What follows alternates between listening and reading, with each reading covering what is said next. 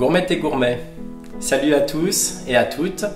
J'ai la volonté au verger de prendre un virage artisanal. Pour l'instant, nous sommes commerçants. Voilà, on fait le commerce de bons fruits et légumes. Mais à l'intérieur de moi, je suis artisan. Et ce que je voudrais, c'est faire prendre un virage artisanal à l'établissement pour pouvoir vous offrir des fruits et des légumes de qualité, mais présentés avec un art.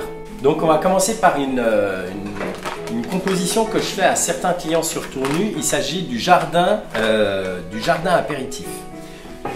Donc on va commencer par torréfier une farine. Donc je vais le torréfier directement sur le feu. Et le fait de la faire torréfier, on va lui faire prendre une saveur et on va commencer de la colorer petit à petit. Alors, on a torréfié notre farine.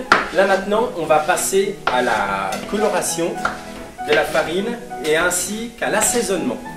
Donc très simplement, pour assaisonner, on va utiliser des graines de moutarde jaune. Donc ça c'est surtout pour donner du parfum, hein, parce qu'on est sur une fausse terre. Une fausse terre, l'idée c'est qu'elle soit consommable, qu'on puisse la consommer. Si on a de la fausse terre qui est accrochée au bout de radis ou à la tomate cerise, qu'on puisse quand même la consommer et il n'y aura pas de problème. Et ça va même donner du parfum et surtout c'est aussi pour donner du relief à ma terre, comme s'il y avait des petits cailloux. Donc là j'en mets un petit peu pour assaisonner et j'en mets sur la fin pour faire des sortes de petits cailloux, de petites pierres. L'idée c'est vraiment d'avoir une fausse terre qui visuellement nous fait penser au jardin qu'on peut retrouver ici et là, au potager qu'on peut retrouver chez les gens. Maintenant on va mélanger et je vous rejoins un peu plus tard après le malaxage. À toutes. Voilà, je me sers d'une cuillère rotative, j'aime bien cet outil, ça c'est ma copine.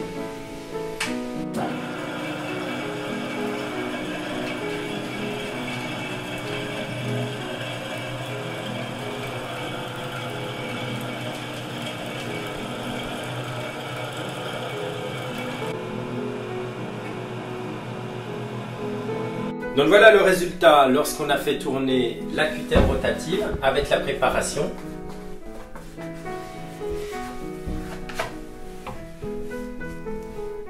On se retrouve au magasin pour le montage du jardin. Alors, on se retrouve ici même dans le magasin après avoir quitté mon frère et son labo de découpe. Ce labo où je vous ai montré la confection de cette terre comestible.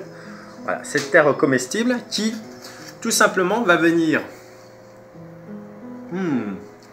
m'aider à figer la crudité de façon verticale, à pouvoir mimer de façon correcte un jardin et ajouter surtout des épices. Je rajoute toujours une petite mayonnaise pour les gourmands. Donc le virage artisanal du verger se poursuit avec cet éventail de produits. Alors ça va changer les semaines s'écoulant. Mais là, cette semaine, j'ai fait un petit coulis fruits rouges pour agrémenter vos fromages blancs. Une tartinable de banane groseille avec du nocciolata, c'est excellent. Voilà, sur une tartine. C'est très bon. Moi, mes enfants, ils adorent. On a les petits bateaux de crudité. Donc là, c'est ce qu'on a vu précédemment, mais pour 2 personnes. Voilà.